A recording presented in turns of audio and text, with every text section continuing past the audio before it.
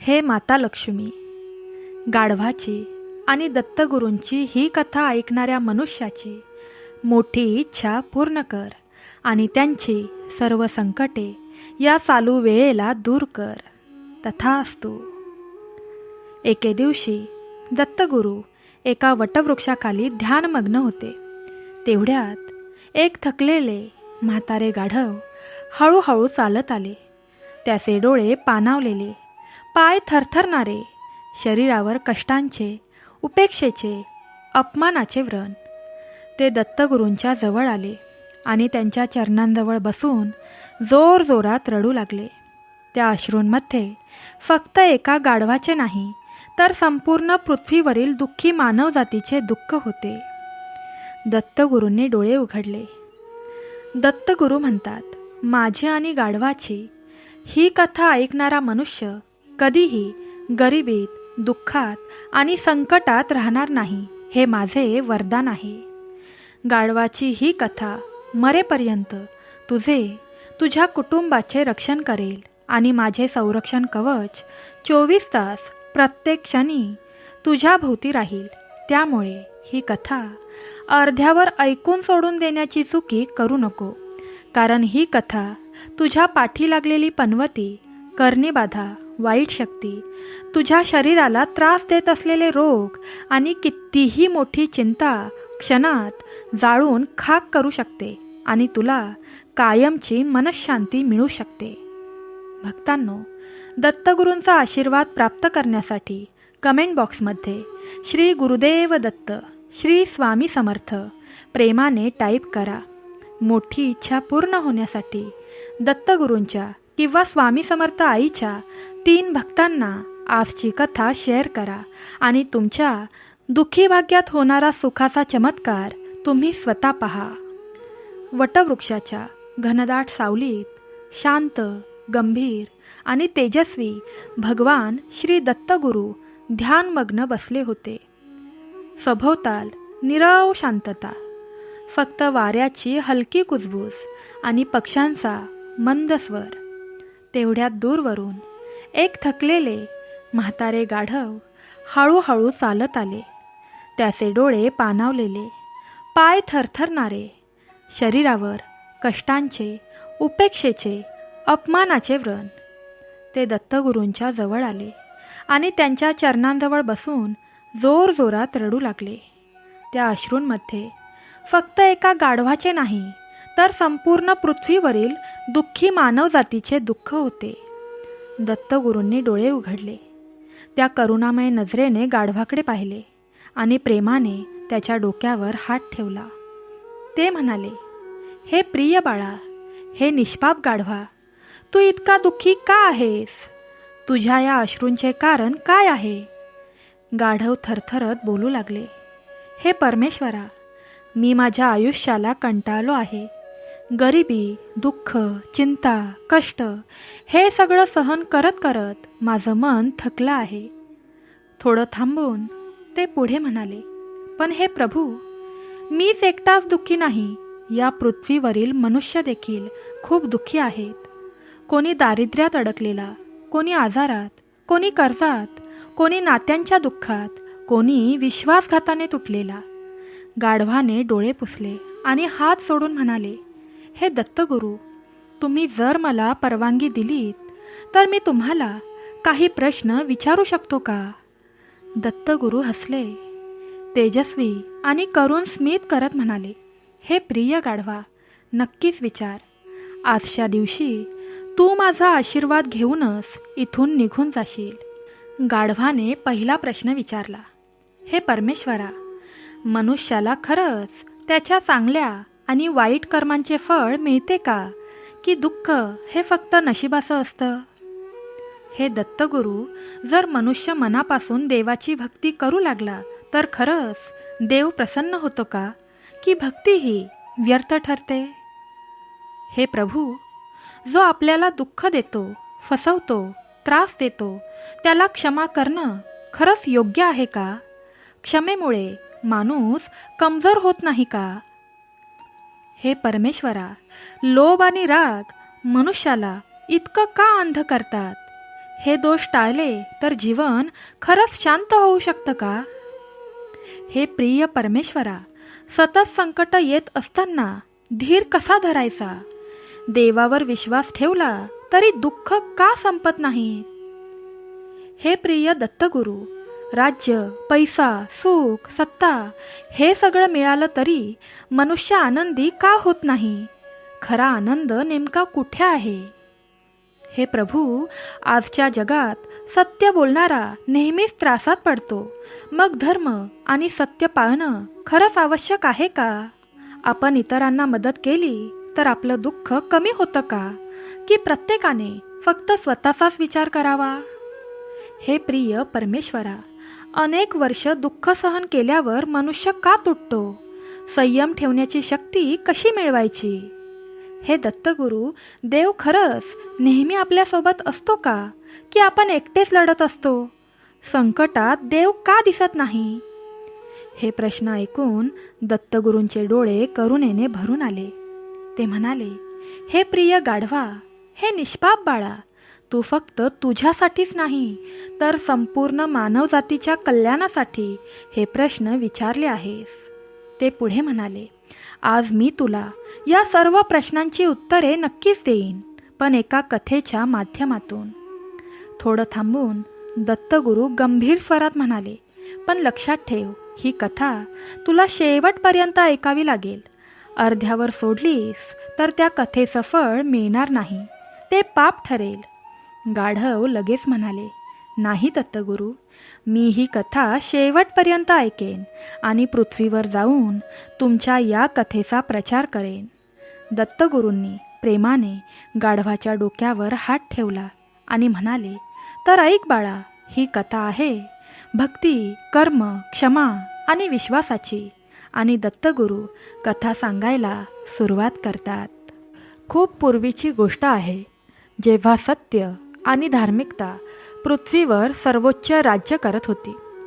त्यावेळी मथुरापूर नावाचे एक विशाल आणि समृद्ध राज्य होते. हे राज्य त्याच्या संपत्ती, समृद्धी आणि धार्मिकतेसाठी दूरवर प्रसिद्ध होते. या राज्याच्या राजाचे नाव होते राजा विक्रमादित्य सिंह. तो खूपच न्यायप्रिय, दयाळू आणि प्रजापालक राजा होता. त्याची प्रजा त्याला वडिलांसमान मानत होती. राजा विक्रमादित्य याचा विवाह राणी मृगनयनीसोबत झाला होता. राणी मृगनयनी ही एक अतिशय सुंदर, सद्गुणी आणि सुसंस्कृत स्त्री होती. ती देवाची खरी भक्त होती आणि नेहमीच लोकांच्या कल्याणात गुंतलेली असायची. राजा आणि राणीचे वैवाहिक जीवन खूप आनंदी होते. त्यांच्या राज्यात सहुकडे आनंद होता.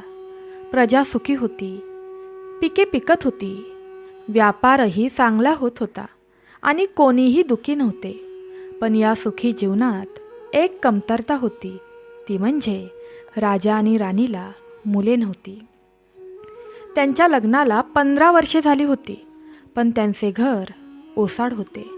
त्यामुळे राजा आणि राणी दोघेही खूप दुःखी होते. राजवाड्यात सर्व काही होते, पण मुलांच्या हास्याचा आवाज येत नव्हता. राणी मृगनयनी दररोज सकाळी उठून मंदिरात जात असे. देवाकडे मुलाचे वरदान मागत असे. ती उपवास करत असे, दानधर्म करत असे, शक्य तितके सर्व उपाय करत असे. राजाही खूप काळजीत होता. त्याला आश्चर्य वाटलं की त्याच्यानंतर राज्य कोण करेल. त्याने अनेक यज्ञ केले, पैसे दान केले आणि संत ऋषींचे आशीर्वाद घेतले, परंतु त्याची इच्छा अपूर्ण राहिली. एके दिवशी एक महान संत त्याच्या राज्यात आले. त्यांचे नाव महर्षी वरिष्ठ होते. ते त्यांच्या तपश्चर्येसाठी आणि सिद्धीसाठी प्रसिद्ध होते. राजाला त्यांच्या आगमनाची माहिती मिळताच तो ताबडतोब त्यांना भेटायला गेला. मग राजाने महर्षींचे स्वागत केले, त्यांच्या पायांना स्पर्श केला आणि त्यांना राजवाड्यात राहण्याची विनंती केली. महर्षी वरिष्ठ राजासोबत राजवाड्यात गेले. राणीने देखील त्यांचे योग्य स्वागत केले. जेव्हा महर्षी जेवण संपवून विश्रांती घेत होते, तेव्हा राजा त्याला म्हणाला, महर्षीजी, मी खूप दुःखी आहे. माझ्याकडे सर्व काही आहे, पण मला मुले नाहीत. या दुःखाने मी आणि राणी दोघेही खूप दुःखी आहोत. कृपया आम्हाला सांगा. महर्षी वरिष्ठांनी राजाकडे पाहिले आणि नंतर डोळे मिटले. थोडा वेळ ध्यान केल्यानंतर ते म्हणाले, महाराज, तुम्हाला मूल होण्याचा अधिकार आहे, पण हे मिलन अडचणींनी भरलेले आहे. तुम्हाला मुलगा होईल, पण त्याच्या जन्मामुळे अनेक समस्या येतील. राजाने विचारले, महर्षीजी, कोणत्या समस्या आहेत? कृपया स्पष्टपणे सांगा. महर्षींनी उत्तर दिले, महाराज, तुमचा मुलगा अशा वेळी जन्माला येईल जेव्हा ग्रहांची स्थिती खूप अशुभ असेल. ज्योतिषानुसार जो कोणी बाळाचा चेहरा पाहिल तो मरेल, म्हणून बाळाला जन्मानंतर 12 वर्षे एका अंधाऱ्या खोलीत ठेवावे लागेल, जिथे कोणीही त्याचा चेहरा पाहू शकणार नाही. हे ऐकून राजा आणि राणी दोघेही स्तब्ध झाले. राणीच्या डोळ्यात अश्रू आले. ती म्हणाली, महर्षी, हा कसला श्राप आहे? आपल्याला मूल होईल आणि आपण त्याचे तोंडही पाहू शकणार नाही. हे कसले दुर्दैव आहे? महर्षी म्हणाले, राणी, हा श्राप नाही, ते त्याच्या मागील जन्मातील कर्मांचे फळ आहे. पण जर तुम्ही 12 वर्षे धीर धरला आणि देवावर विश्वास ठेवला तर तुमचा मुलगा एक महान भक्त होईल. त्याची कीर्ती तिन्ही लोकात पसरेल. राजाने हात सोडून म्हटले, महर्षी, आम्ही तुमची आज्ञा पाळू. आम्हाला बाळ हवे आहे. त्यासाठी काहीही किंमत मोजावी लागली तरीही चालेल. महर्षींनी आशीर्वाद दिला आणि काही दिवसांनी ते निघून गेले. त्यांच्या जाण्यानंतर काही महिन्यांनी संपूर्ण राज्यात राणी गर्भवती असल्याची बातमी पसरली आणि सर्वांना फार आनंद झाला.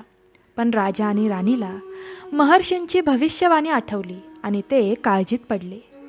9 महिने उलटले.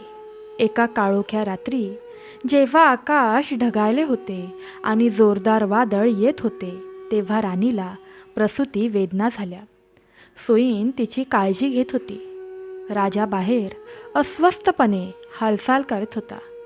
मध्यरात्री बाळाच्या रडण्याचा आवाज ऐकू आला. राजाला खूप आनंद झाला. त्याला पुत्रप्राप्तीचा आशीर्वाद मिळाला होता. पण मग राजपुरोहिताने त्याला आठवण करून दिली, महाराज, तुम्हाला महर्षी वरिष्ठांची भविष्यवाणी आठवते का? तुम्ही किंवा इतर कोणीही त्या मुलाचा चेहरा पाहू शकत नाही.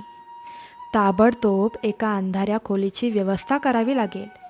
राजाने ताबडतोब आदेश दिले आणि राजवाड्याच्या सर्वात आतल्या भागात असलेली एक खोली पूर्णपणे अंधारी करण्यास सांगितली. तिथे खिडक्या नव्हत्या आणि प्रकाशही नव्हता. सुईणींना त्यांच्या डोळ्यावर पट्टी बांधून बाळाला त्या खोलीत ठेवण्यास सांगण्यात आले. बाळाचा चेहरा दिसू नये म्हणून त्याची काळजी घेण्यासाठी एक अंध दासी नियुक्त करण्यात आली होती. राणीचे मन आता खूप दुखावले होते.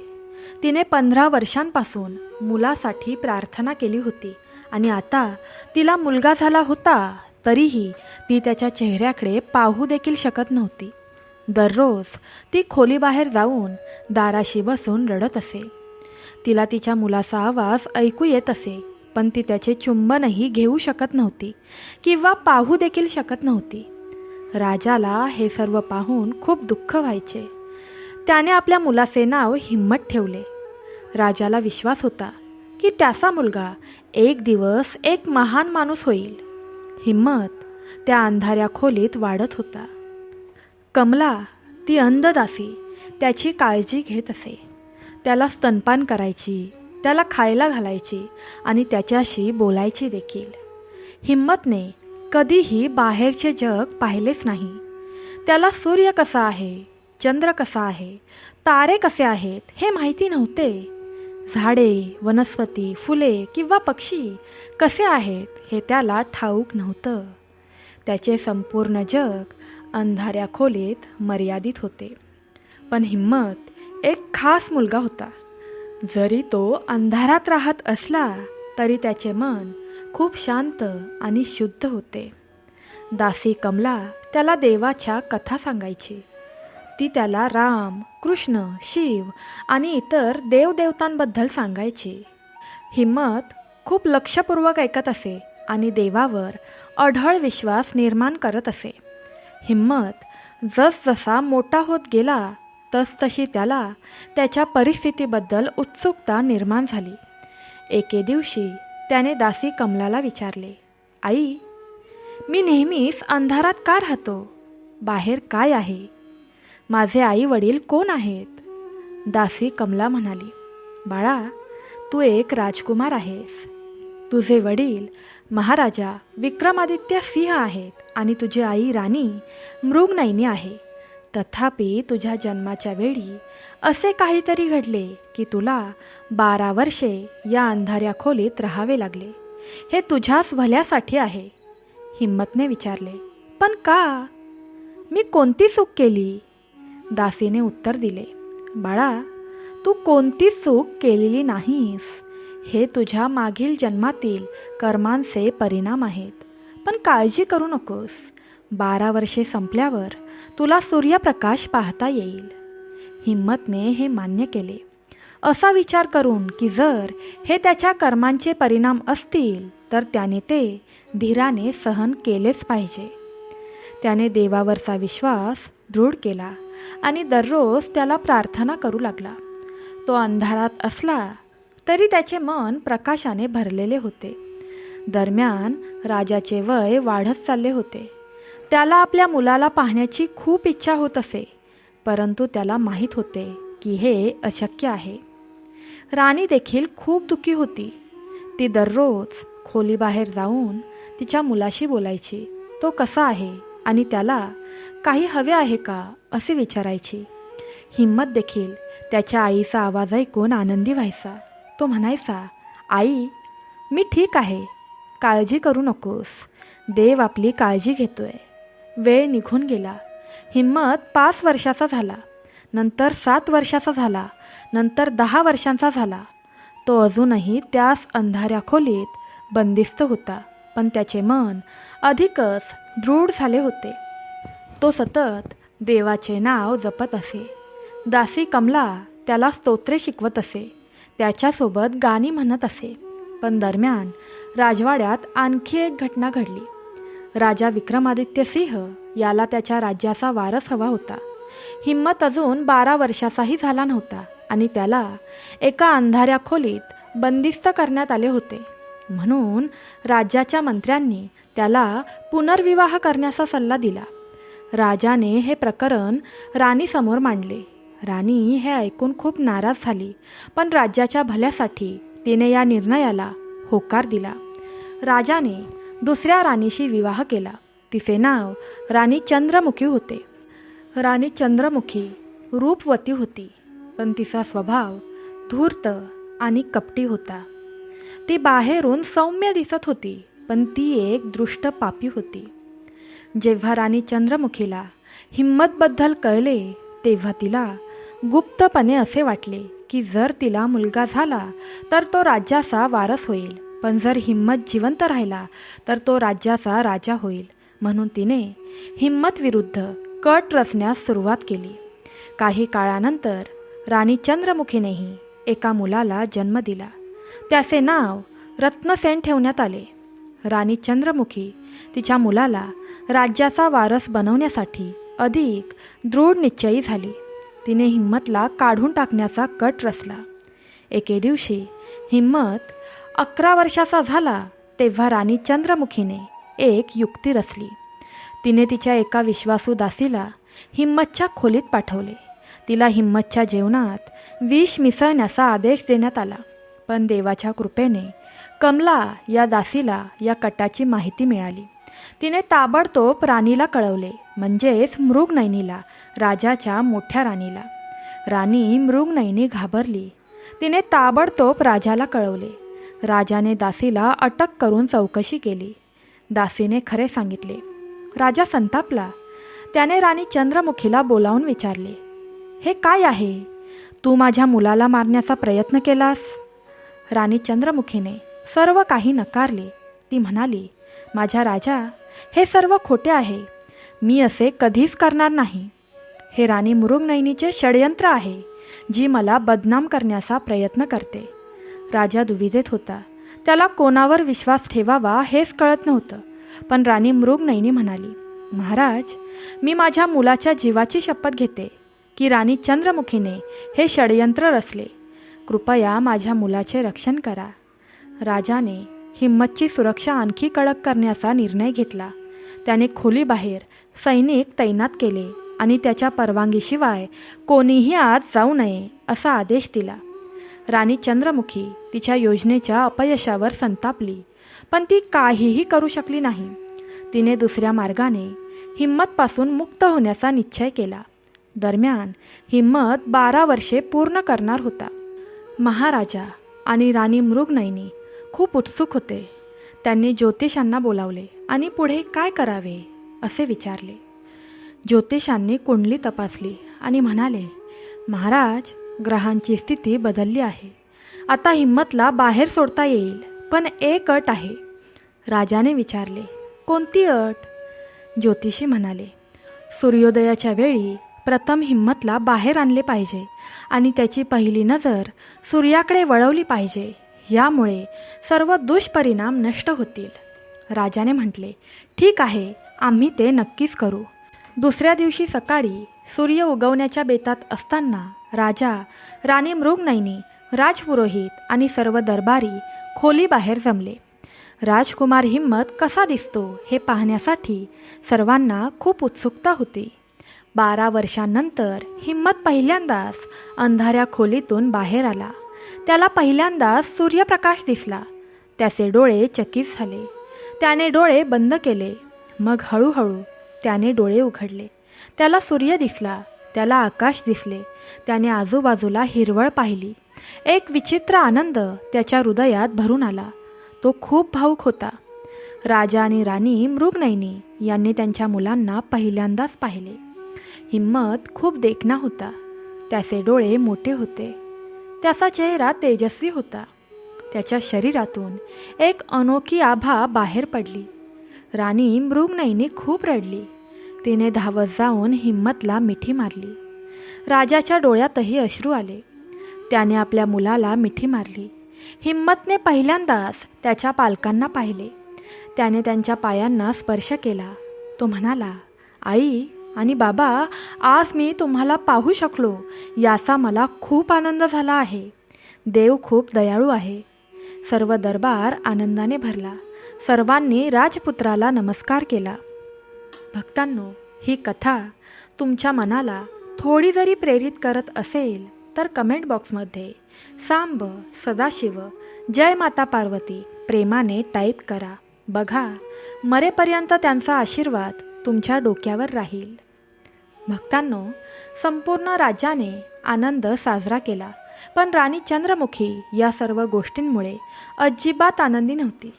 ती मत्सराने भरली होती. हिम्मतला आता राजवाड्यात राहण्याची परवानगी देण्यात आली. त्याला एक सुंदर खोली देण्यात आली. त्याला उत्तम कपडे देण्यात आले. त्याला चांगले जेवण आणि इतर सर्व गोष्टी पुरवल्या जात होत्या. पण हिम्मतला या गोष्टींमध्ये रस नव्हता. त्याचे मन फक्त देवाच्या भक्तीवर केंद्रित होते. हिम्मतने राजवाड्यात एक लहान मंदिर बांधले. तो रोज सकाळी उठून देवाची पूजा करण्यासाठी तिथे जात असे. तो तासनतास भजन गात असे. त्याचा आवाज इतका मधुर होता की जो कोणी त्याला ऐकत असे तो मंत्रमुग्ध होत असे. राजाने हिम्मतच्या शिक्षणाची व्यवस्था केली. त्याला युद्ध, राजकारण, अर्थशास्त्र आणि इतर विषय शिकवले जात होते. हिम्मत फार हुशार होता. तो खूप लवकर सर्व काही शिकला. पण त्याची सर्वात मोठी आवड धर्म आणि अध्यात्म होती. एके दिवशी जेव्हा हिम्मत 16 वर्षांचा झाला तेव्हा महाराजांनी ठरवले की आता त्याचे लग्न करण्याची वेळ आली आहे. तो हिम्मतला म्हणाला, बाळा, आता तुझे लग्न करण्याची वेळ आली आहे. मी तुझ्यासाठी एक चांगली राजकुमारी शोधून काढेन. हिम्मत म्हणाला, पिताश्री, मला विवाहामध्ये कोणतीही रुची नाही. मला तर देवाच्या भक्तीतच माझे जीवन व्यतीत करायचे आहे. हे ऐकून राजा आश्चर्यचकित झाला. तो म्हणाला, पण बेटा, तुला राज्याचा उत्तराधिकारी व्हायचे आहे. तुला मुलांची गरज असेल. हिम्मतने उत्तर दिले, बाबा, माझा एक धाकटा भाऊ रत्नसेन आहे. तो राज्याचा उत्तराधिकारी होऊ शकतो. मी जगापासून अलिप्त झालो आहे. राजा खूप दुःखी झाला. त्याने राणी मृगनयनीला याबद्दल सर्व काही सांगितले. राणीने हिम्मतला समजावून सांगण्याचा प्रयत्न केला, पण हिम्मत ठाम राहिला. राणी चंद्रमुखीला हे कळताच ती खूप आनंदित झाली. तिला वाटलं की आता रत्नसेनच्या वाटेतील काटा बाजूला झाला आहे. पण हिम्मत आपला निर्णय बदलू शकतो याची तिला भीती वाटत होती. म्हणून तिने अजून एक षडयंत्र रचले. तिने हिम्मतला तिच्या राजवाड्यात बोलावले.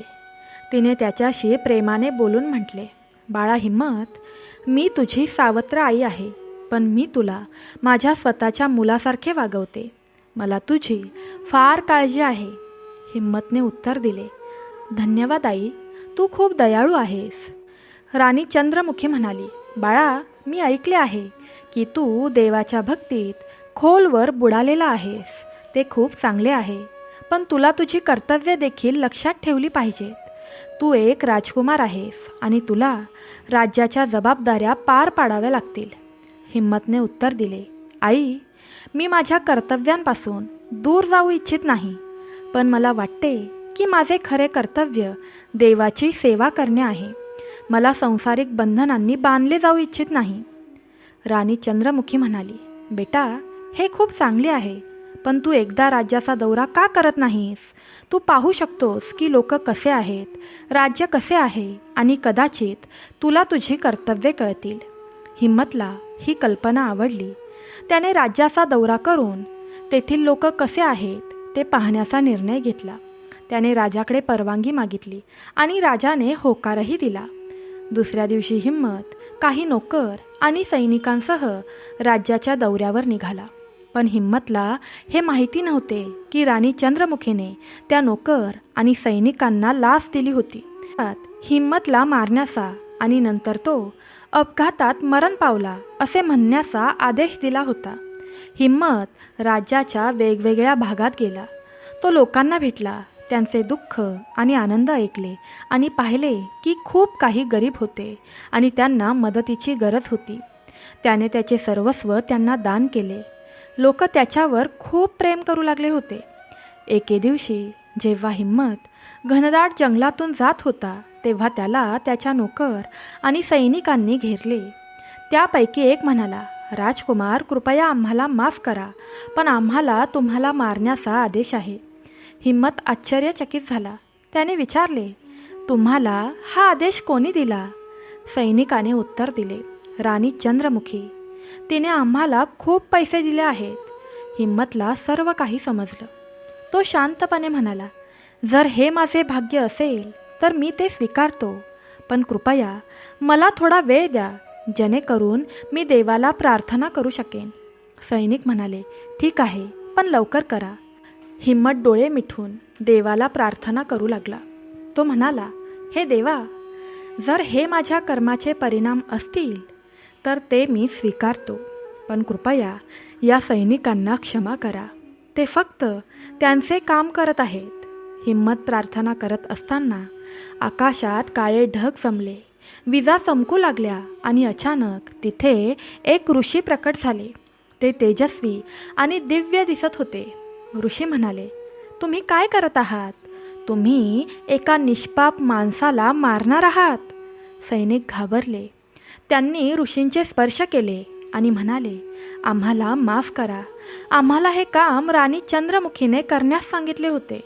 तेव्हा ऋषी म्हणाले, तुम्हाला माहीत आहे का हा राजकुमार कोण आहे? हा एक महान भक्त आहे. त्याला मारण्याचा प्रयत्न करणे हे गंभीर पाप आहे. देव तुम्हाला कधीही क्षमा करणार नाही. सैनिक घाबरले. ते म्हणाले, महाराज, कृपया आम्हाला क्षमा करा, आम्ही असे करणार नाही. आम्ही राजकुमाराला परत राजवाड्यात घेऊन जाऊ.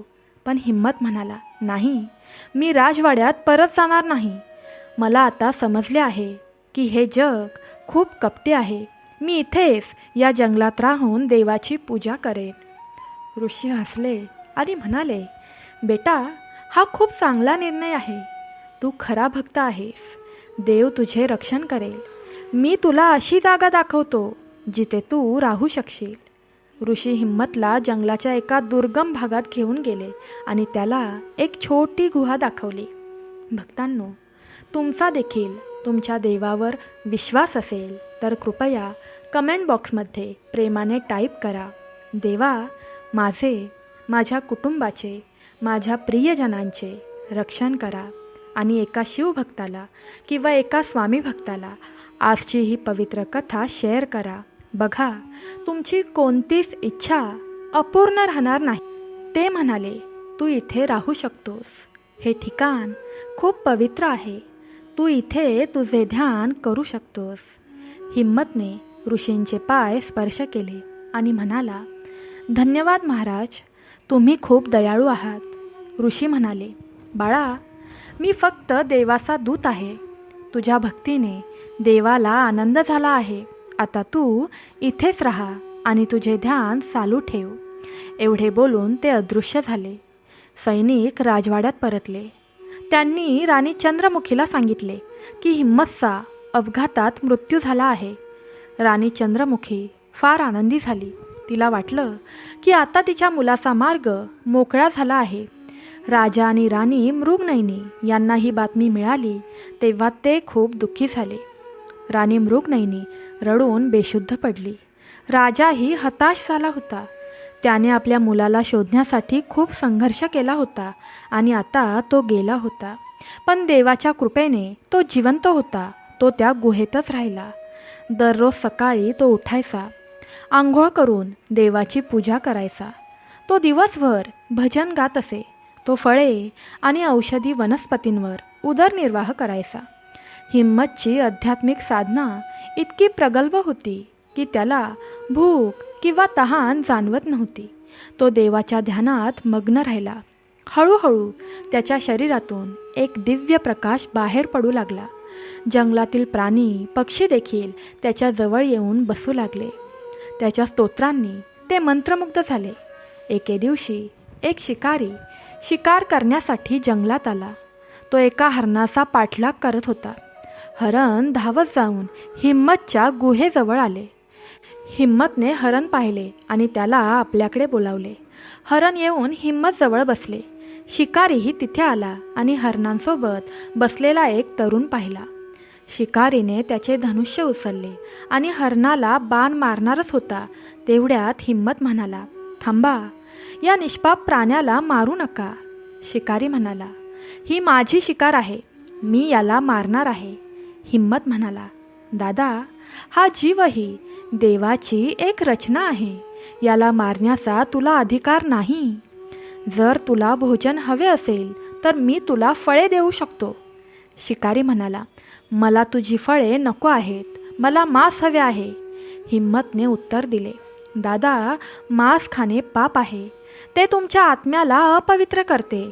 कृपया या हरणाला सोडून द्या. शिकारी म्हणाला, मला उपदेश देणारा तू कोण?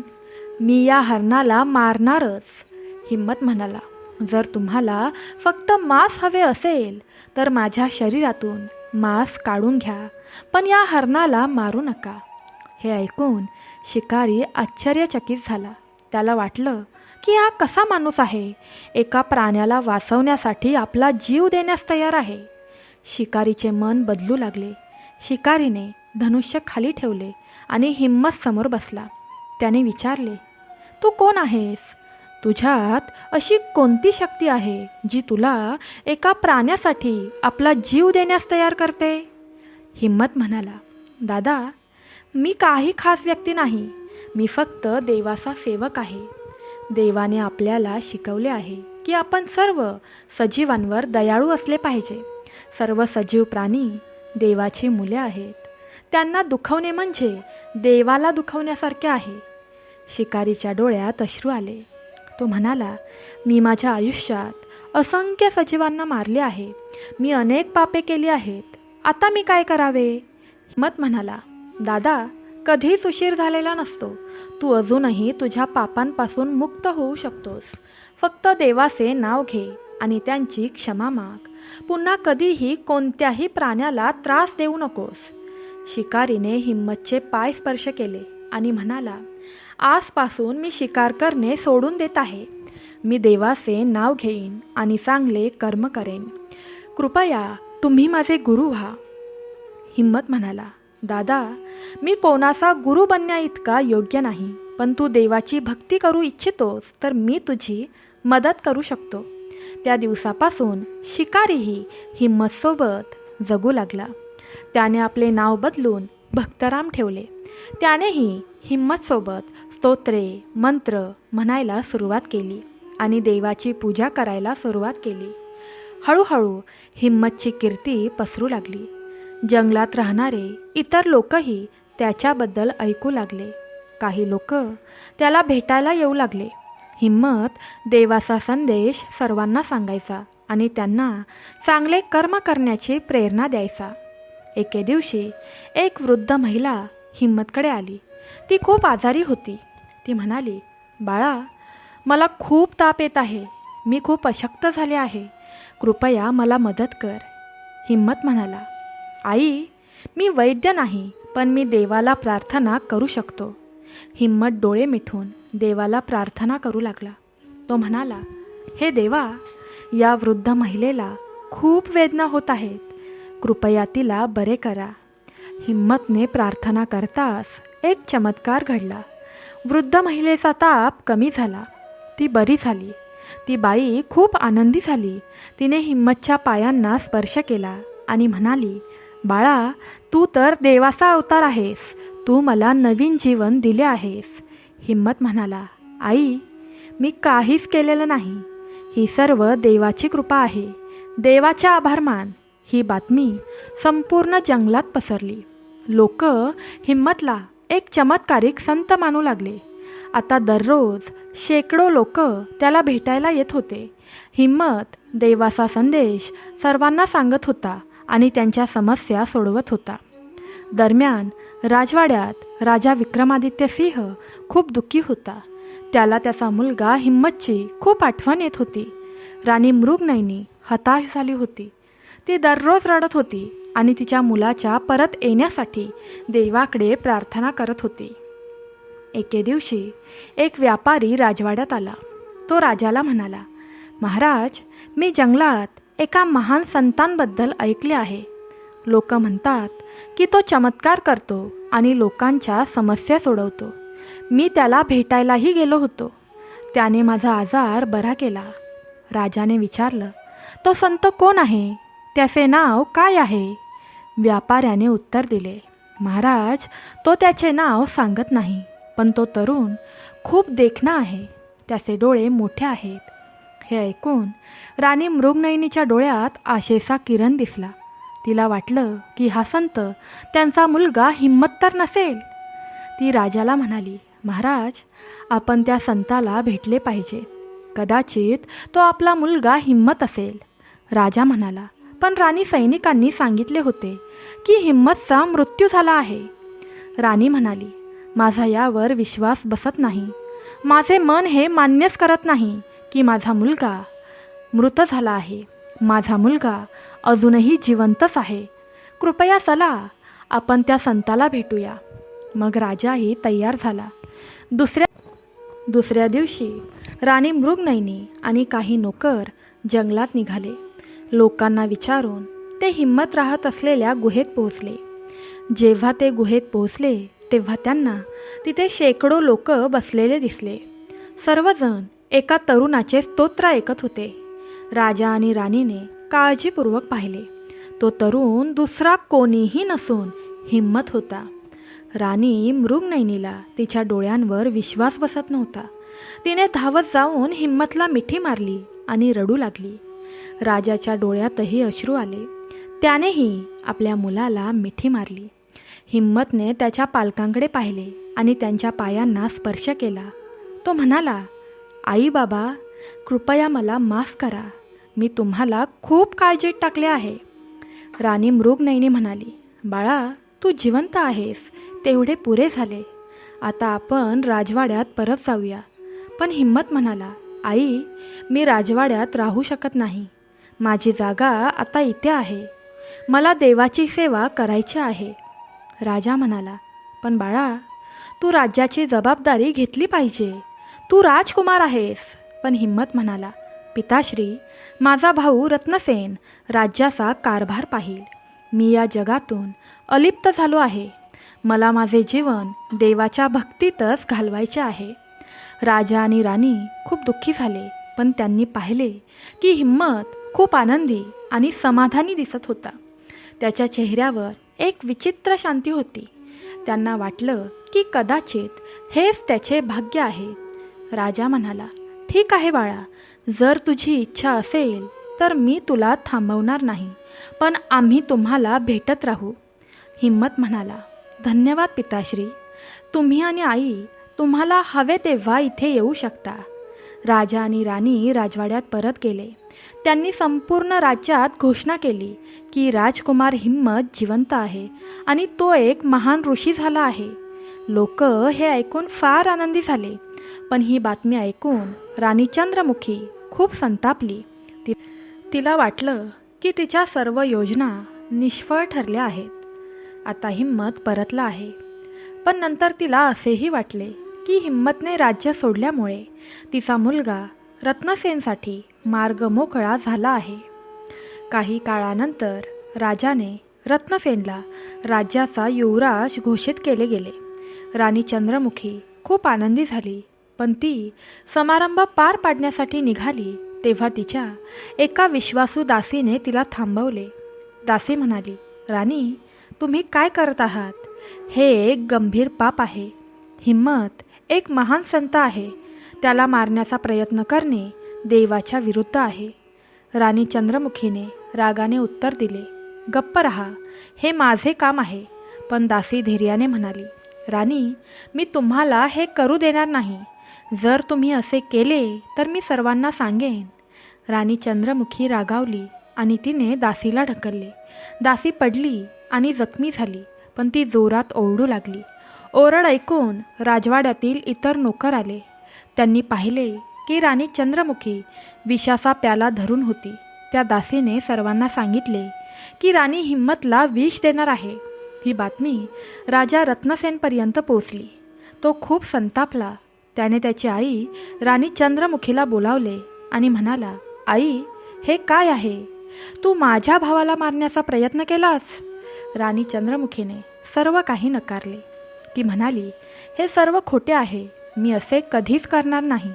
पण रत्नसेन म्हणाला, आई, इतके साक्षीदार आहेत. तू खोटे बोलू शकत नाहीस. मी तुझ्यावर खूप निराश आहे. तू स्वतःच्या स्वार्थासाठी एका महान संताला मारण्याचा प्रयत्न केलास. राणी चंद्रमुखीला तिची चूक कळली. तिच्या डोळ्यात अश्रू आले. ती म्हणाली, बाळा, मला माफ कर. मी चुकी केली. रत्नसेन म्हणाला, आई, मी तुला माफ करू शकतो, पण तुला हिम्मत दादाची माफी मागावी लागेल. दुसऱ्या दिवशी राणी चंद्रमुखी हिम्मतकडे गेली. तिने त्याचे पाय स्पर्श केले आणि ओरडली, हिम्मत, कृपया मला माफ कर. मी तुझ्याशी खूप वाईट वागले. मी तुला अनेक वेळा मारण्याचा प्रयत्न केला. मी खूप स्वार्थी होते. कृपया मला माफ कर. हिम्मतने राणी चंद्रमुखीला उठवले आणि म्हणाला, आई, मी तुला कधीच माफ केले आहे. मी तुझ्यावर कधीही रागावलो नव्हतो. तू तर माझी आई आहेस. मी तुला नमन करतो. राणी चंद्रमुखी आश्चर्यचकित झाली. ती म्हणाली, पण मी तुला मारण्याचा प्रयत्न केला, तरीही तू मला क्षमा करत आहेस? हिम्मत म्हणाला, आई, देवाने आपल्याला शिकवले आहे की आपण सर्वांना क्षमा केली पाहिजे. राग आणि सूड फक्त दुःख आणतात. प्रेम आणि क्षमा शांती आणते. राणी चंद्रमुखीच्या डोळ्यात अश्रू आले. तिला तिच्या चुका कळल्या. ती म्हणाली, हिम्मत, तू खरा संत आहेस. आजपासून मीही देवाची पूजा करेन आणि चांगली कृत्ये करेन. त्या दिवसापासून राणी चंद्रमुखी एक बदललेली व्यक्ती बनली. तिने तिच्या वाईट कृत्यांचा त्याग केला आणि स्वतःला देवाच्या भक्तीसाठी समर्पित केले. ती दररोज मंदिरात जायची आणि गरिबांना मदत करायची. हिम्मतची कीर्ती दूरवर पसरली होती. लोक त्याला भक्त हिम्मत म्हणून ओळखू लागले. इतर राज्यातील लोकही त्याला भेटायला येत असत. हिम्मत सर्वांना देवाचा संदेश सांगायचा आणि त्यांच्या समस्या सोडवायचा. एके दिवशी एक मोठे संकट आले. शेजारच्या राज्याच्या राजाने मथुरापूरवर हल्ला केला. तो एक अतिशय क्रूर आणि शक्तिशाली राजा होता. त्याचे नाव दुर्योधन होते.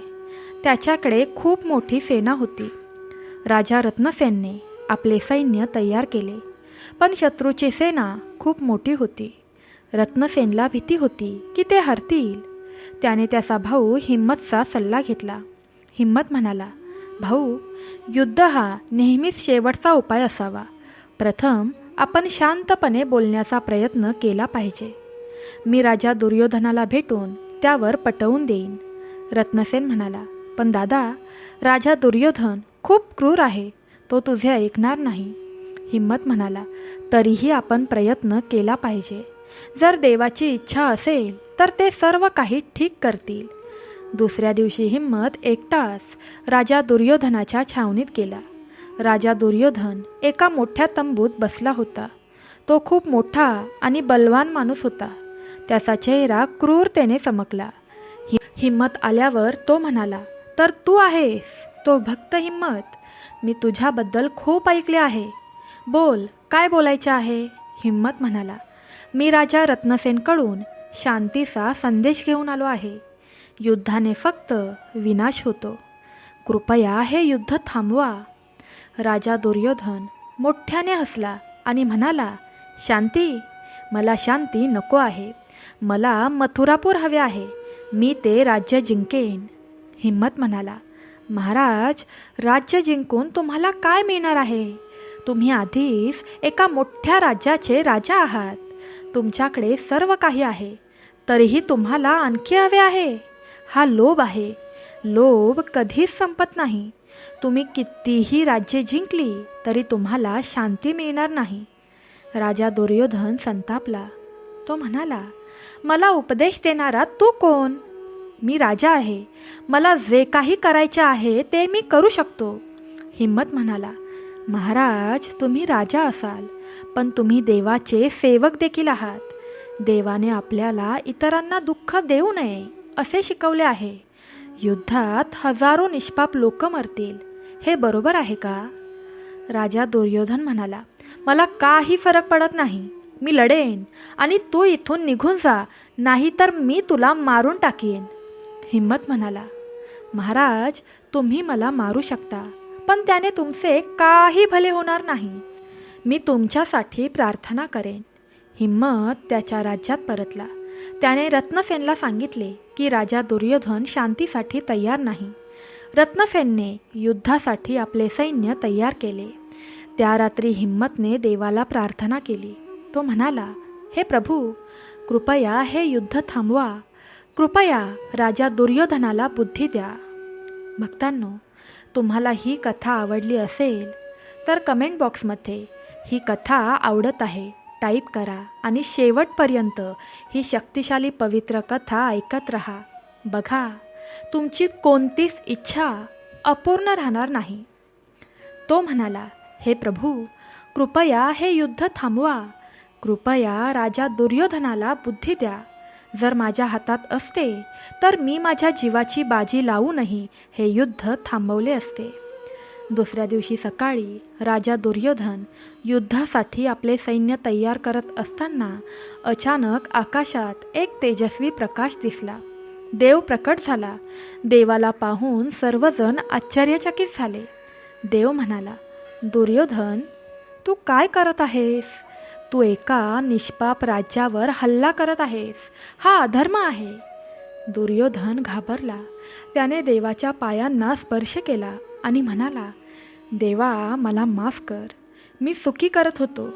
देव म्हणाला, दुर्योधन, तुझ्या हृदयात लोभ आणि क्रोध आहे. त्यांना सोडून दे आणि शांती व प्रेमाने राहा.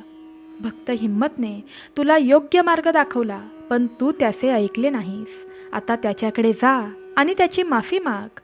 राजा दुर्योधनाच्या डोळ्यात अश्रू आले आणि त्याला त्याची चुकी कळली. तो म्हणाला, हे प्रभू, मी नक्कीच त्याची माफी मागेन. देव अदृश्य झाले. राजा दुर्योधन ताबडतोब हिम्मतकडे गेला.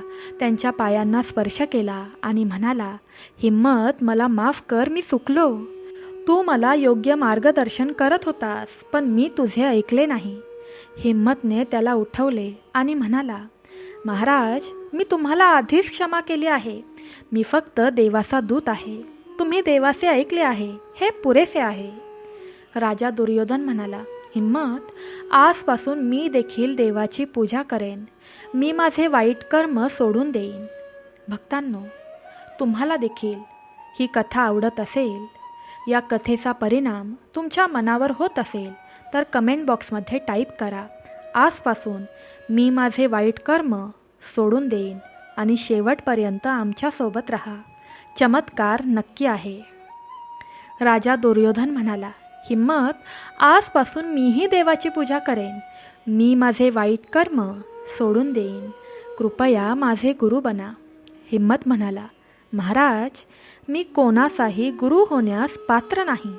पण जर तुम्हीही तुमचे वाईट कर्म सोडून चांगले राजा झालात तर मी तुमची मदत नक्कीच करू शकतो. त्यानंतर दुर्योधनही बदलला. त्याने आपली क्रूर कामे सोडली आणि एक चांगला राजा बनला. दोन्ही राज्यात शांतता पसरली. हिम्मतची कीर्ती आणखी वाढली. वेळ निघून गेला. हिम्मत म्हातारा झाला होता. त्याने आपले संपूर्ण आयुष्य देवाच्या भक्तीत घालवले होते. त्याचे हजारो शिष्य होते जे त्याच्याकडून शिकले होते. एके दिवशी हिम्मत त्याच्या गुहेत बसला होता. त्याचे सर्व शिष्य त्याच्या भोवती बसले होते. मग हिम्मत म्हणाला, माझ्या प्रिय शिष्यांनो, माझा काळ संपला आहे. मी लवकरच हे जग सोडून देवाकडे जाईन. त्याच्या सर्व शिष्यांच्या डोळ्यात अश्रू आले. ते म्हणाले, गुरुजी, कृपया आम्हाला सोडून जाऊ नका. तुमच्याशिवाय आम्ही काय करू शकतो? हिम्मत हसला आणि म्हणाला, माझ्या बाळांनो, मी नेहमीच तुमच्यासोबत असेन. मी तुमच्या हृदयात राहीन. तुम्ही देवाचे नाव जपत राहा आणि चांगले कर्म करत राहा. ही माझी शेवटची इच्छा आहे. मग हिम्मत डोळे मिटू लागला. हळूहळू त्याचा श्वास मंदावला. त्याच्या चेहऱ्यावर एक दिव्य तेज आले आणि मग तो शांत झाला. भक्त हिम्मतने आपले प्राण सोडले. सर्व शिष्य रडू लागले. पण त्यांना माहीत होतं की हिम्मत आता देवाजवळ आहे. त्यांनी हिम्मतचे अंतिम संस्कार मोठ्या भक्तीने केले. संपूर्ण राज्यात शोककळा पसरली. राजा रत्नसेन, राणी मृगनयनी, राणी चंद्रमुखी आणि सर्व लोक खूप दुःखी होते. पण सर्वांना माहीत होतं की हिम्मत एक महान भक्त होता आणि आता तो देवाजवळ आहे. हिम्मतची गुहा एक पवित्र स्थान बनली होती. तिथे एक मंदिर बांधले गेले होते. लोक अजूनही तिथे येतात आणि हिम्मतची आठवण काढतात. त्याची कहाणी पिढ्यानपिढ्या सांगितली जाते. हिम्मतची कहाणी आपल्याला अनेक महत्त्वाचे धडे शिकवते. पहिला धडा म्हणजे आपण आपल्या कर्मांचे फळ नक्कीच भोगतो. पण रत्नसेनला त्याचा भाऊ हिम्मतबद्दल खूप आदर होता. तो अनेकदा त्याला भेटायला जायचा आणि त्याच्याकडून जीवनाबद्दल शिकायचा. दरम्यान हिम्मतची आध्यात्मिक साधना अधिकच गहिरी झाली. तो आता रात्रंदिवस देवाच्या ध्यानात मग्न राहिला. त्याची भक्ती इतकी खरी होती की एके दिवशी देव स्वतः त्याच्यासमोर प्रकट झाला. देव म्हणाला, हिम्मत, मी तुझ्या भक्तीने खूप प्रसन्न झालो आहे. तू सर्व संसारिक सुखांचा त्याग केला आहेस आणि तुझे जीवन माझ्या सेवेसाठी समर्पित केले आहेस. तू वर माग, मी तुला काहीही देऊ शकतो. हिम्मतने हात सोडून म्हटले, हे प्रभू, मला काहीही नको आहे. माझे जीवन तुम्हाला समर्पित आहे. ही माझी इच्छा आहे. देव म्हणाला, हिम्मत, तू खरा भक्त आहेस. तुझी भक्ती सदैव जिवंत राहील आणि लोक युगानयुगे तुझी कहाणी सांगतील. पण तुझी परीक्षा अजून यायची आहे. तुला आणखी कठीण परिस्थितींना तोंड द्यावे लागेल. तू तयार आहेस का? हिम्मत म्हणाला, देवा, मी प्रत्येक परीक्षेसाठी तयार आहे. तुम्ही जो आदेश द्याल त्याचे मी पालन करेन. देव हसला आणि अदृश्य झाला. हिम्मतला समजले त्याची परीक्षा अजून बाकी आहे. काही दिवसांनी भयानक दुष्काळ पडला. संपूर्ण राज्य पावसाशिवाय राहिले. पिके सुकली. लोक उपाशी राहू लागली. नद्या सुकल्या, विहिरी सुकल्या. सर्वत्र गोंधळ उडाला. राजा विक्रमादित्य सिंह याने त्याच्या राजपुरोहितांना बोलावून विचारलं, आपण काय करावं? हा दुष्काळ कसा कमी होईल? राजपुरोहित म्हणाले, महाराज, आपण एक भव्य यज्ञ केला पाहिजे. पण या यज्ञासाठी एका विशेष व्यक्तीची आवश्यकता आहे. तो अत्यंत धार्मिक असेल आणि ज्याची भक्ती खरी असेल अशा व्यक्तीच्या प्रार्थनेनेच पाऊस पडू शकतो. राजाने विचारले, ती व्यक्ती कोण आहे? राजपुरोहित म्हणाले, महाराज, ती व्यक्ती तुमचा मुलगा हिम्मत आहे. फक्त त्याच्या प्रार्थनेनेच हा दुष्काळ संपवू शकतो. राजा ताबडतोब हिम्मतकडे गेला. त्याला परिस्थिती समजावून सांगितली आणि म्हणाला, बाळा, तू लोकांना मदत केली पाहिजे. फक्त तुझ्या प्रार्थनेनेच हा दुष्काळ संपू शकतो. हिम्मतने उत्तर दिले, पिताश्री, मी लोकांना नक्कीच मदत करेन, पण ते सर्व देवाच्या इच्छेवर अवलंबून आहे. मी माझे सर्वोत्तम प्रयत्न करेन. हिम्मत राज्याच्या राजधानीत पोहोचला. एक भव्य यज्ञ आयोजित करण्यात आला आणि संपूर्ण लोकसंख्या जमली. हिम्मतने यज्ञ केला आणि देवाला प्रार्थना करू लागला. तो म्हणाला, हे प्रभू, ही लोक खूप संकटात आहेत. लोक उपाशी मरत आहेत. कृपया पाऊस पाठवा. जर माझ्या भक्तीत काही सत्य असेल तर कृपया या लोकांवर दया करा. हिम्मतने 3 दिवस आणि 3 रात्री प्रार्थना केली. त्याने अन्न खाल्ले नाही किंवा पाणीही प्यायले नाही. त्याने फक्त देवाचे नाव घेतले. 3ऱ्या दिवशी आकाशात काळे ढग जमले आणि जोरदार पाऊस सुरू झाला. सर्व लोक हिम्मतच्या पाया पडू लागले आणि त्याचे आभार मानू लागले. पण हिम्मत म्हणाला, माझे आभार मानू नका. देवाचे आभार माना. हे सर्व त्याच्या कृपेने आहे. दिवसभर पाऊस पडत राहिला. पिके पुन्हा हिरवी झाली. नद्या आणि विहिरी पुन्हा भरल्या. लोक पुन्हा आनंदी झाले आणि सर्वांनी हिम्मतचे स्वागत केले. पण राणी चंद्रमुखी अजिबात आनंदी नव्हती. तिला हिम्मतची लोकप्रियता वाढत असल्याचे दिसले. तिला भीती वाटली की लोक त्याला राजा म्हणून राज्याभिषेक करण्याची मागणी करतील. म्हणून तिने आणखी एक कट रचला. राणी चंद्रमुखीने एका तांत्रिकाला बोलावले. त्या तांत्रिकाचे नाव काळा तांत्रिक होते. तो अत्यंत क्रूर आणि दृष्ट होता. त्याने आपल्या तांत्रिक पद्धतींनी अनेकांना त्रास दिला होता. राणी चंद्रमुखी तांत्रिकाला म्हणाली, तुला हिम्मतचा नाश करायचा आहे. मी तुला खूप पैसे देईन. तांत्रिकाने उत्तर दिले, राणी, हे काम खूप कठीण आहे. हिम्मत एक महान भक्त आहे. तांत्रिक विधींचा त्याच्यावर कोणताही परिणाम होणार नाही. राणी चंद्रमुखी म्हणाली, मला तुझ्या तांत्रिक विधींवर पूर्ण विश्वास आहे. तू नक्कीच मार्ग शोधू शकशील. तांत्रिकाने मोठ्या रकमेसाठी हे काम करण्यास सहमती दर्शवली. त्याच्या काळ्या जादूचा वापर करून त्याने हिम्मतवर विविध तांत्रिक विधी केले. त्याने हिम्मतवर हल्ला करण्यासाठी विविध दृष्ट आत्म्यांना पाठवले. परंतु यापैकी कोणत्याही आत्म्यांचा हिम्मतवर कोणताही परिणाम झाला नाही. तो त्याच्या भक्तीत मग्न राहिला. जेव्हा जेव्हा एखादा दृष्ट आत्मा त्याच्याजवळ येत असे तेव्हा तो देवाचे नाव घेत असे आणि तो आत्मा पळून जात असे. काळा तांत्रिक हे पाहून खूप आश्चर्यचकित झाला. त्याला वाटलं की हिम्मतमध्ये काहीतरी आंतरिक शक्ती आहे. त्याने ठरवले की तो स्वतः हिम्मतला भेटेल आणि त्याला मारण्याचा प्रयत्न करेल. एका रात्री जेव्हा हिम्मत त्याच्या गुहेत भजन गात होता तेव्हा काळा तांत्रिक आला. तो त्याच्यासोबत एक विषारी खंजीर घेऊन आला होता. त्याला वाटलं की हिम्मत झोपेत असताना तो हिम्मतला मारून टाकेल. पण जेव्हा काळा तांत्रिक गुहेत शिरला तेव्हा त्याने हिम्मतला जागे असल्याचे आणि नामस्मरण करत असल्याचे पाहिले. हिम्मतने काळ्या तांत्रिकाकडे पाहिले तेव्हा तो हसत म्हणाला, ये दादा, बस, तू मला भेटायला आला आहेस. काळा तांत्रिक आश्चर्यचकित झाला. त्याला आश्चर्य वाटलं की हिम्मतला तो येत आहे हे कसे कळले. तो म्हणाला, हो, मी तुला भेटायला आलो आहे.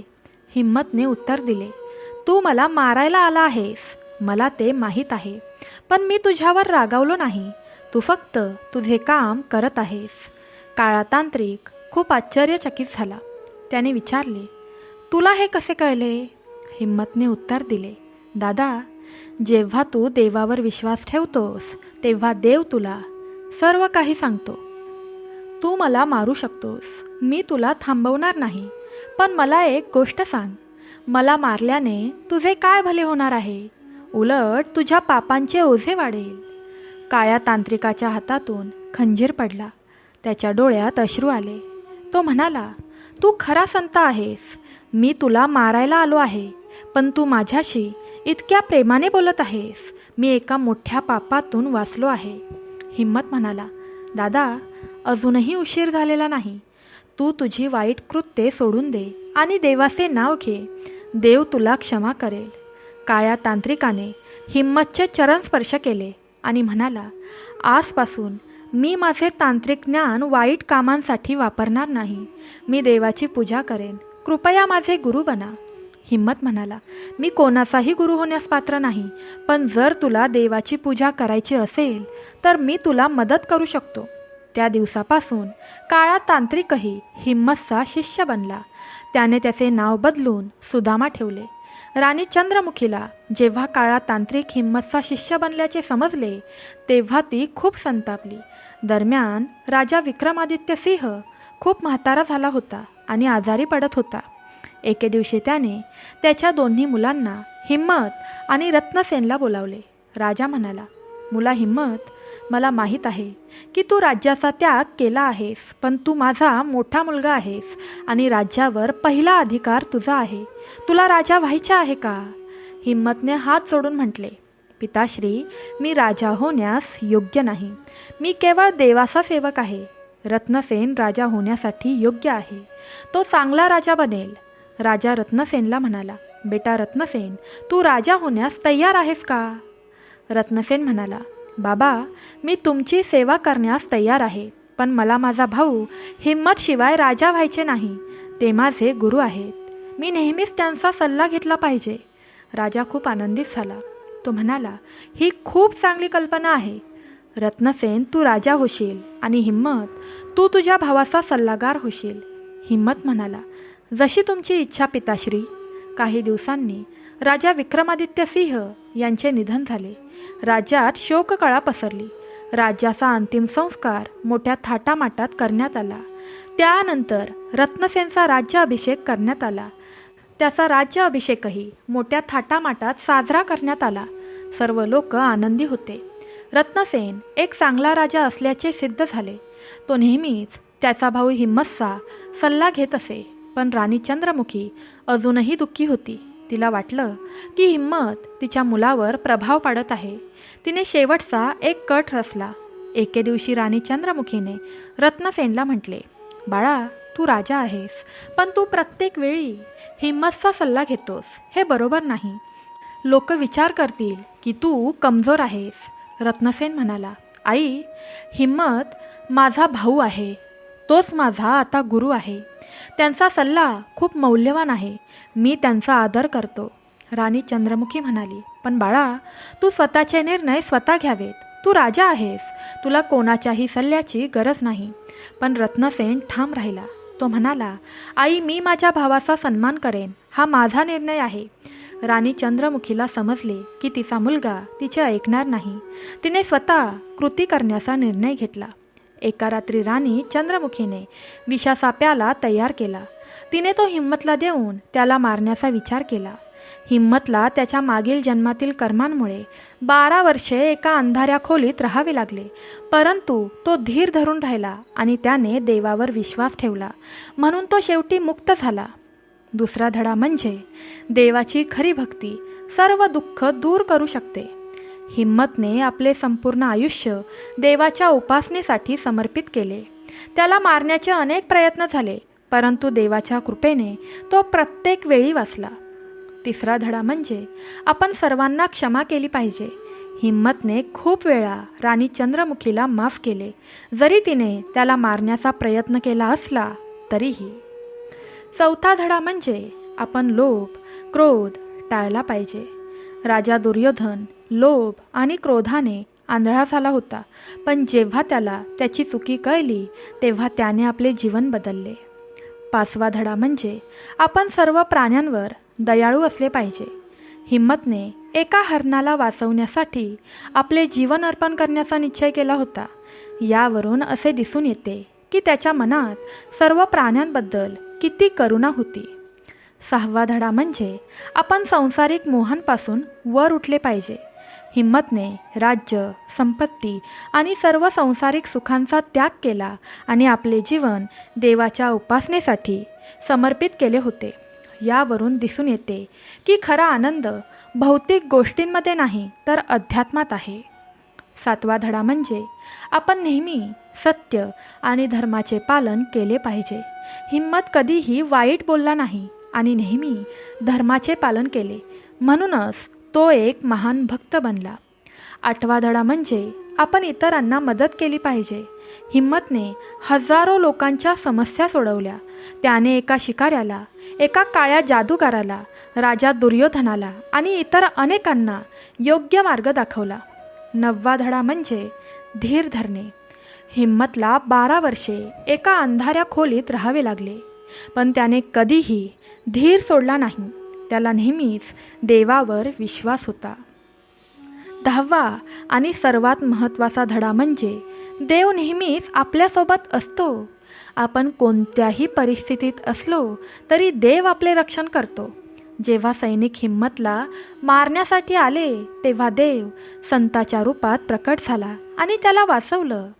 जेव्हा राजा दुर्योधन युद्ध करणार होता तेव्हा देव प्रकट झाला आणि त्याला थांबवलं. भक्त हिम्मतची ही कथा आपल्याला शिकवते की जर आपण खरोखर देवाची उपासना केली तर तो आपल्याला प्रत्येक अडचणीत मदत करतो. आपल्याला फक्त आपल्या देवावर विश्वास ठेवण्याची आणि चांगली कृत्ये करत राहण्याची आवश्यकता आहे. तुम्ही सहमत असाल तर कमेंट बॉक्समध्ये सांगा, मी देवावर विश्वास ठेवणार आहे. भक्तांनो, या कथेतून असेही दिसून येते की जीवनात आपल्याला येणाऱ्या अडचणी आपल्या मागील जन्मातील कर्मांचे परिणाम आहेत, परंतु जर आपण त्यांना संयमाने, श्रद्धेने सहन केले तर आपण त्यावर मात करू शकतो. हिम्मतचा जन्म एका अशुभ वेळी झाला होता. ज्योतिषांनी भाकीत केले होते की जो कोणी त्याचा चेहरा पाहिल त्याचा मृत्यू होईल. हे त्याच्या मागील कर्माचे परिणाम होते, परंतु हिम्मतने हे त्याचे नशीब म्हणून स्वीकारले आणि देवावर विश्वास ठेवला. अंधाऱ्या खोलीत राहूनही त्याने कधीच तक्रार केली नाही. उलट त्याने त्या वेळेचा उपयोग देवाची पूजा करण्यासाठी केला.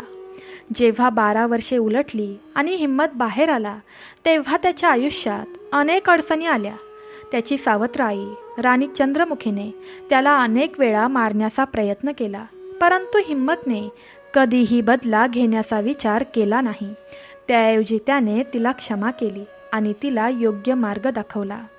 हे देखील दर्शवते की जर आपण आपल्या शत्रूंकडे प्रेम आणि करुणेने पाहिले तर ते बदलू शकतात. एकेकाळी स्वार्थी आणि क्रूर असलेली राणी चंद्रमुखी हिम्मतच्या दयाळूपणा आणि क्षमेला स्पर्श करून एक चांगली व्यक्ती बनली. हिम्मतची कहाणी आपल्याला हे देखील शिकवते की खरा आनंद जगातील भौतिक गोष्टींमध्ये नाही. हिम्मत एक राजपुत्र होता.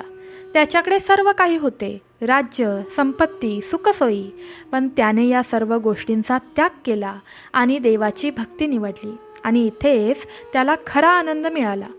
आज आपण सर्वजण जगातील भौतिक गोष्टींच्या मागे धावतो. आपल्याला वाटतं की जर आपल्याकडे जास्त पैसे, मोठे घर, चांगली गाडी असेल तर आपण आनंदी राहू, पण हिम्मतची कहाणी आपल्याला शिकवते की खरा आनंद या गोष्टींच्या पलीकडे आहे. खरा आनंद देवाची भक्ती, चांगली कामे करणे आणि इतरांना मदत करणे यात आहे. हिम्मतने सर्वांना मदत केली. दुष्काळ पडला तेव्हा त्याने यज्ञ केला. पाऊस पडला. जेव्हा युद्ध सुरू होणार होते तेव्हा त्याने राजा दुर्योधनाला पटवून देण्याचा प्रयत्न केला. हिम्मतची कहाणी असे दर्शवते की देवाची भक्ती करण्यासाठी विशिष्ट स्थानाची आवश्यकता नसते. हिम्मतने अंधाऱ्या खोलीत, जंगलातील गुहेतही देवाची पूजा केली. देव सर्वत्र उपस्थित आहे. आपल्याला फक्त खऱ्या मनाने त्याची पूजा करण्याची आवश्यकता आहे. ही कहाणी आपल्याला हे देखील शिकवते की आपण कधीही हार मानू नये.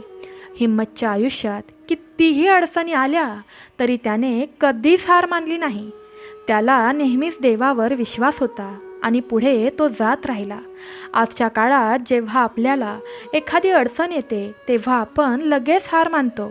आपल्याला वाटतं की आपण काहीच करू शकत नाही, पण हिम्मतची कहाणी आपल्याला शिकवते की जर आपण देवावर विश्वास ठेवला आणि कठोर परिश्रम करत राहिलो तर आपण कोणत्याही अडचणींवर मात करू शकतो. हिम्मतची कहाणी आपल्याला हे देखील शिकवते की आपण आपल्या पालकांचा आदर केला पाहिजे. राणी चंद्रमुखीने हिम्मतला मारण्याचे अनेक प्रयत्न केले असले तरी हिम्मतने तिला आई म्हणून आदर दिला. त्याने तिला माफ केले आणि कधीही तिचा द्वेष केला नाही.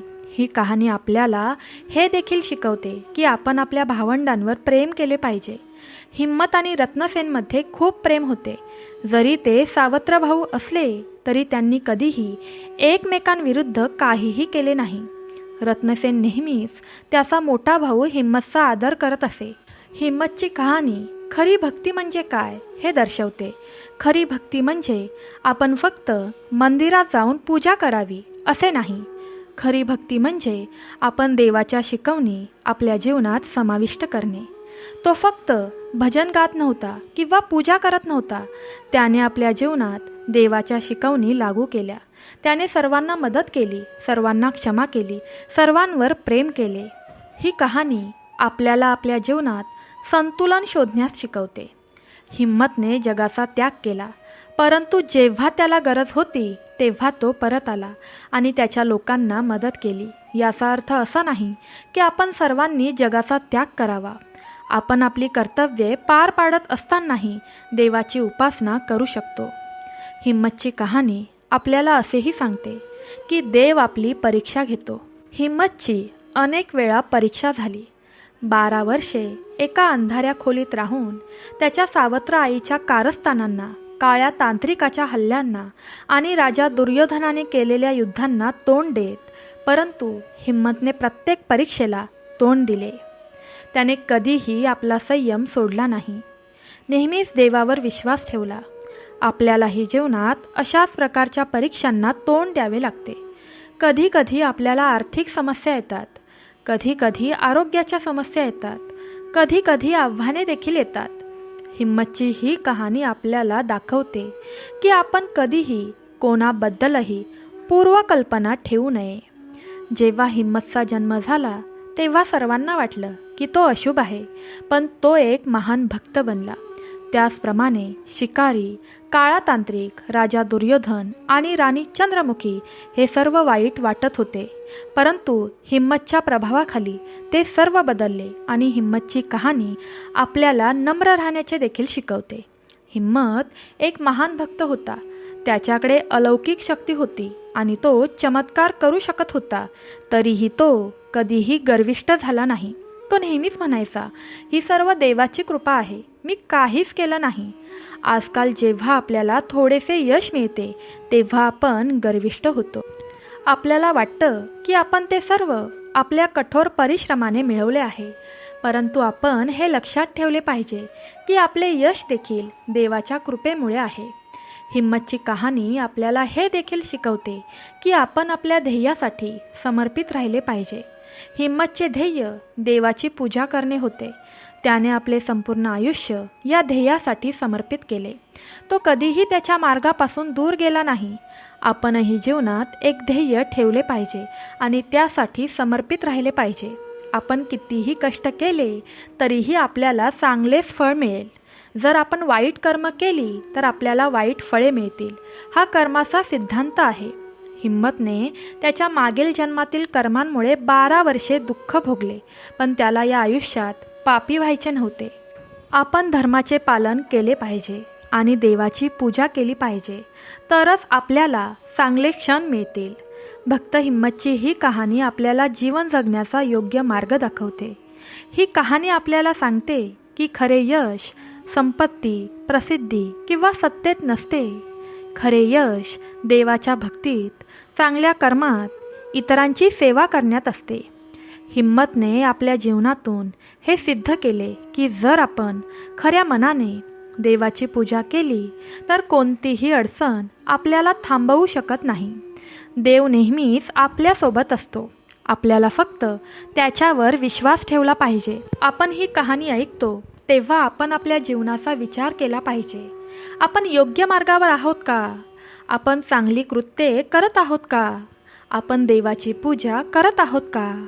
आपण इतरांना मदत करत आहोत का? जर नाही तर आपण आपले जीवन बदलू शकतो. अजूनही वेळ गेलेली नाही. आपण देवावर विश्वास ठेवला पाहिजे, चांगले कर्म केले पाहिजे आणि आपले मन बदलले पाहिजे. भक्त हिम्मतची कहाणी ही फक्त एक कथा नाही, ती जीवन जगण्याची एक पद्धत आहे.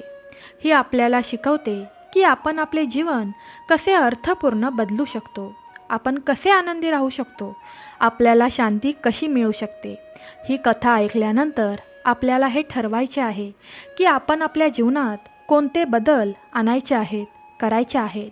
आपण हिम्मतप्रमाणे देवाची पूजा करूया, आपण चांगले कर्म करूया, आपण इतरांना क्षमा करूया, आपण इतरांना मदत करूया. जर आपण हे सर्व केले तर आपले जीवन हिम्मतसारखेच अर्थपूर्ण होईल. आपण देखील आनंदी राहू, आपल्याला देखील शांती मिळेल आणि शेवटी आपण देखील देवाकडे जाऊ. ही भक्त हिम्मतची अद्भुत कथा आहे. ही कथा आपल्याला शिकवते की आपल्याला आपल्या कर्माचे फळ नक्कीच मिळते. जर आपण चांगले कर्म केले तर आपल्याला चांगले फळ मिळेल आणि सर्वात मोठे चांगले कर्म म्हणजे देवाची खरी भक्ती करणे. म्हणून आपण सर्वांनी मिळून देवाचे नाव घेऊया, चांगले कर्म करूया आणि अर्थपूर्ण जीवन जगूया. हीच हिम्मत यांना खरी श्रद्धांजली असेल. आणि अशा प्रकारे दत्तगुरूंनी कथा सांगून संपवली. वटवृक्षाखाली पुन्हा एकदा शांतता पसरली. ही कथा ऐकताच त्या म्हाताऱ्या गाढवाचे मन पूर्णपणे शांत झाले. ज्या डोळ्यात थोड्या वेळापूर्वी दुःख, चिंता आणि वेदना होत्या, त्याच डोळ्यात आता समाधान, श्रद्धा आणि विश्वास चमकत होता. त्याचे रडणे थांबले, मन हलके झाले, हृदय शांत झाले. दत्तगुरूंनी प्रेमाने त्याच्या डोक्यावर हात ठेवला आणि आशीर्वाद दिला. हे प्रिय गाढवा, आजपासून तुझ्या भाग्यात दुःख राहणार नाही, तू कधीही रडणार नाहीस. हा माझा तुला दिलेला आशीर्वाद आहे. ते ऐकून गाढव भावूक झाले. त्याने दत्तगुरूंच्या चरणी नतमस्तक होऊन म्हटले, हे परमेश्वरा, तुम्ही मला ही कथा सांगून माझे दुःख, चिंता, भीती दूर केली आहे. मी तुम्हाला दिलेल्या वचनाप्रमाणे आता पृथ्वीवर जाऊन तुमच्या या कथेचा प्रचार करीन. असे म्हणत ते म्हातारे गाढव दत्तगुरूंचा आशीर्वाद घेऊन मानवजातीपर्यंत हा संदेश पोहोचवण्यासाठी पृथ्वीवर निघून गेले. भक्तांनो, तुम्हाला आजची कथा थोडी जरी आवडली असेल तर कमेंट बॉक्समध्ये श्री गुरुदेव दत्त, श्री स्वामी समर्थ असे नक्कीच टाईप करा. ही कथा जास्तीत जास्त लोकांपर्यंत पोहोचवा, कारण भक्ती वाढवल्याने पुण्य प्राप्त होते आणि भगवंत आपल्यावर प्रसन्न होतात. जर तुम्ही आपल्या चॅनलवर नवीन असाल तर आम्ही स्वामी भक्त या चॅनलला सबस्क्राईब करून आपल्या आध्यात्मिक कुटुंबाचा भाग व्हा. भक्तांनो, आजची कथा सांगताना माझ्याकडून काही चुकी झाली असल्यास प्रेमाने क्षमा करा. सर्वांनी आपली काळजी घ्या. श्री गुरुदेव दत्त, श्री स्वामी समर्थ. ओम नमो भगवते वासुदेवाय नमः. सांब सदाशिव. भगवान भोलेनाथांच्या हृदयात वसणाऱ्या माता पार्वतीला प्रणाम असो. भगवान भोलेनाथांच्या हृदयात वसणाऱ्या माता पार्वतीला प्रणाम असो. भगवान भोलेनाथांच्या हृदयात वसणाऱ्या माता पार्वतीला प्रणाम असो. भगवान विष्णूंच्या हृदयात वसणाऱ्या माता लक्ष्मीला प्रणाम असो. भगवान विष्णूंच्या हृदयात वसणाऱ्या माता लक्ष्मीला प्रणाम असो. भगवान विष्णूंच्या हृदयात वसणाऱ्या माता लक्ष्मीला प्रणाम असो. जय श्री कृष्ण. राधे राधे.